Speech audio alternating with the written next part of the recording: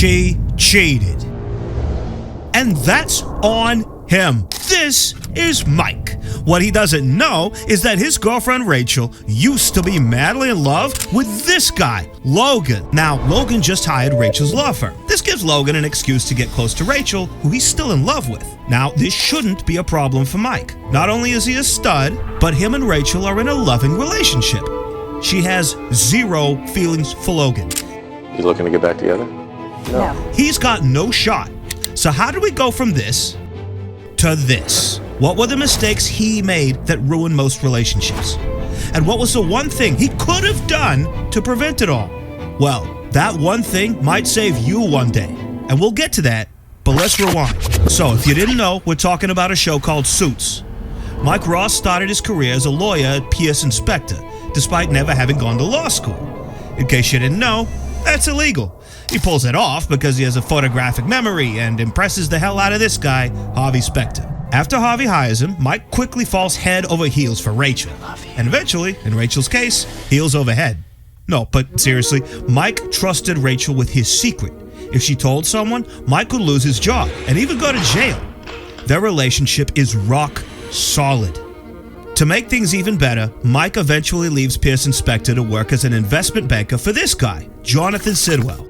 Now that he's not working as a lawyer, the threat of someone finding out and sending him to jail is gone. Life is great. Literally watching this, I was like, man, guy's got life figured out. No way he screws this up, right? Well, he's under a lot of pressure from his new boss. You've been here for 3 months. All you've done is hit singles, and I need a goddamn home run. Jonathan, I don't want to hear it. I want you to get your head out of your ass. Mike needs to prove his worth to Sidwell. And to do it, Mike decides to take a big risk. I won't get into a bunch of investment mumbo jumbo, but basically he's trying to buy this company called Gillis Industries, and it's a big fucking risk for some investment reason, whatever. So, if this move fails, Mike might lose his new job, ruining his career because his only other experience is as an illegal lawyer. On the flip side, if he plays his cards right, he's golden. But, unexpectedly, someone enters his life who threatens all of Logan that. Sanders is here to see you. Enter Logan Sanders, heir to a massive fortune. He's also trying to buy Gillis Industries and will do anything to make it happen. His lawyer is Harvey, Mike's friend and former mentor, which is already messy because, like, Harvey wins, period. He's essentially undefeated, like the Tom Brady of lawyers or whatever. But Mike is like cocky as hell and he thinks he could beat him. On top of that, Logan isn't just a threat to Mike's career, he's a threat to his relationship too. Years ago, he cheated on his wife with Rachel. It wasn't just about sex. Like, they were madly in love and ultimately led to Logan leaving his wife. And now he's back, for f***'s sake. Side note, this dude's handsome as hell, which doesn't exactly help Mike's situation. And one thing about Logan, he is not subtle about his intentions. Since Harvey is Logan's lawyer and Rachel works alongside Harvey, that means Rachel works for Logan. This allows Logan to maintain contact with Rachel, and naturally, he tries to seduce his way back into her pants. Unfortunately for Mike, Logan's already been in there before, and it looks like he still knows how to push her buttons. So how did Mike push Rachel into this guy's arms? It all started here. Logan going after another board member? Nice try. Was he running out of cash? I can't tell you that. Did you love him? At first, it might seem harmless the way he asks the question, but he literally ambushes her with it. And you can immediately tell right away that he's insecure about Rachel working with Logan. And can you blame him? I mean, let's be real. Logan's rich and handsome. It makes sense that Mike sees him as a threat. The problem is Mike takes it a little overboard and he lets Logan get into his head.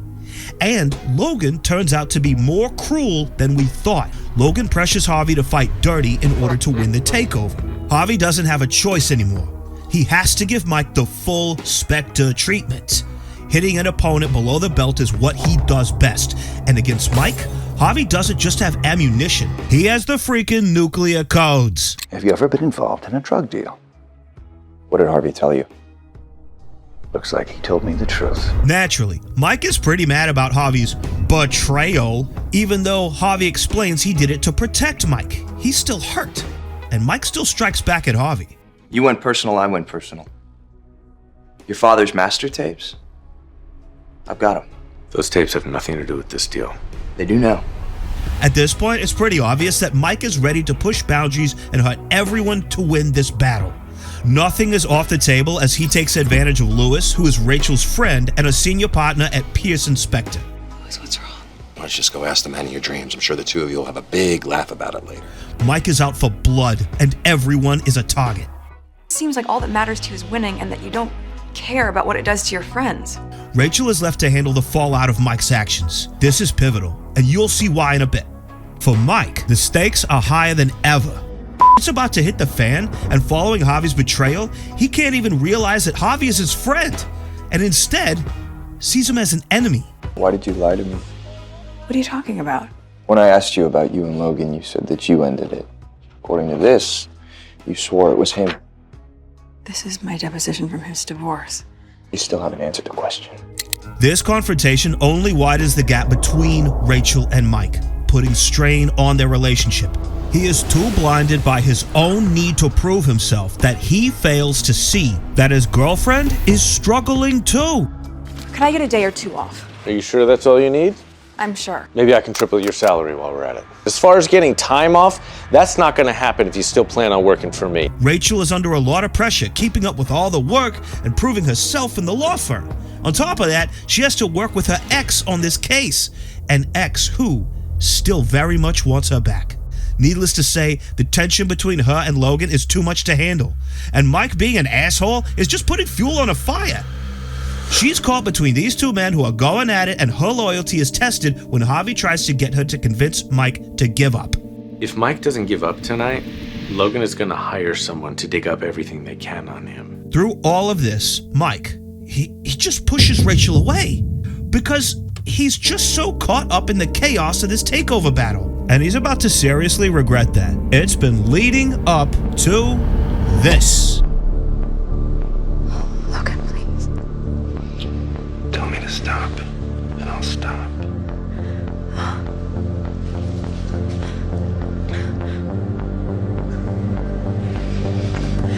Now, in watching this, I don't blame you if you're like, Rachel, come on, that's on her. She did the wrong thing.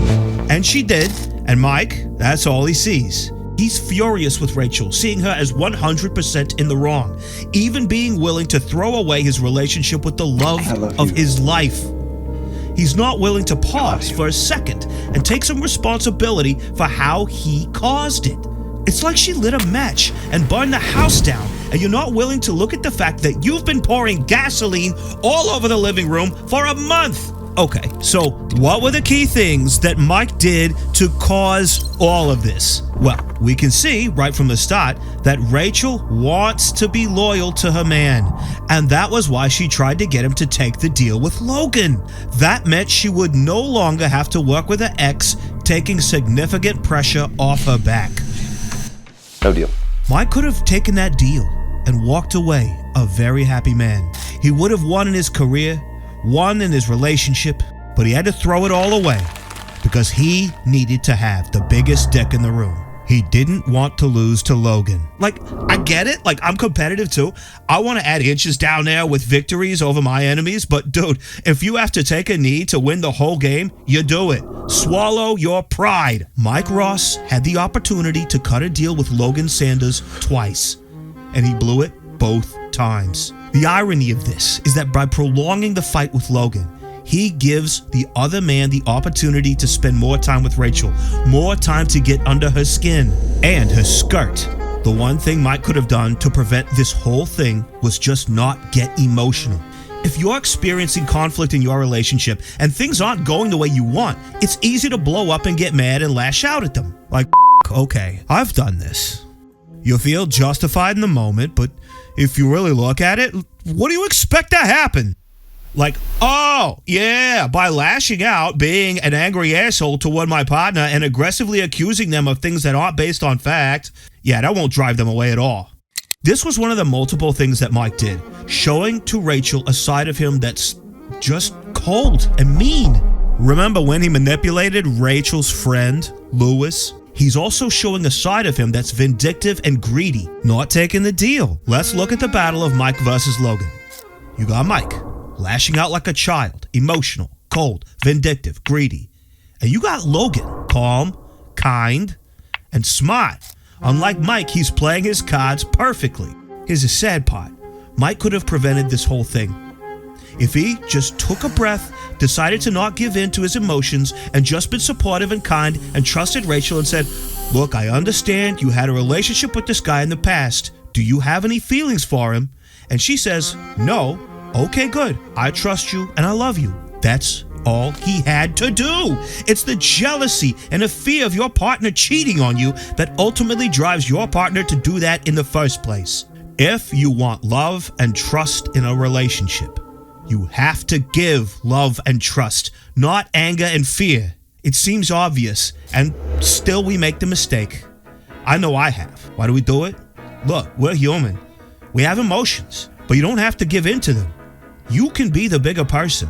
Mike could have been the bigger person, and I think he carries the blame here. I mean, it's not hard to understand how this... Just tell me this. Did you refuse the deal because it wasn't good enough or because it came from Logan? And this... So instead of coming down on me for what I did to Lewis, why don't you start worrying about all the lives that Logan Sanders is going to destroy if that happens? Eventually led to this. The whole thing was a mess, and the only person who almost came out of this happy was possibly Logan.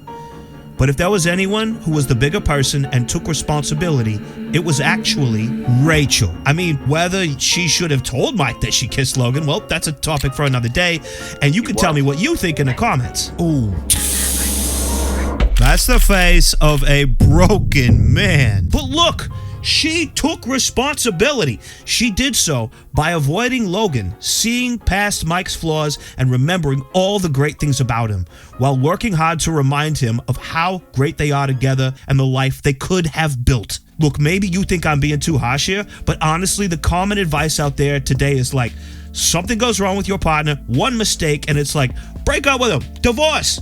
Yeah, I get why people feel that way, and look, there's some things that you should end a relationship over, but know this, whatever is causing friction in a relationship, friendship, at work, until you look at how you caused it, your flaws, yeah, you can leave, but guess who's gonna be there in that next relationship? You, the same person.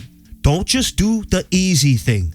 It's easy to judge other people. I mean, I'm one to talk, but you know what the hard thing is? Taking responsibility for the messes in your life. And trust me, I've fucked up more times than... Hey, you don't have to shut up. You don't have to... Stop it. Anyway, both Mike and Rachel made bad choices in their moments of weakness. Who was at fault? Tell me in the comments. Anyway, I'm Donny Else. Don't do drugs, and I'll see you in the next one.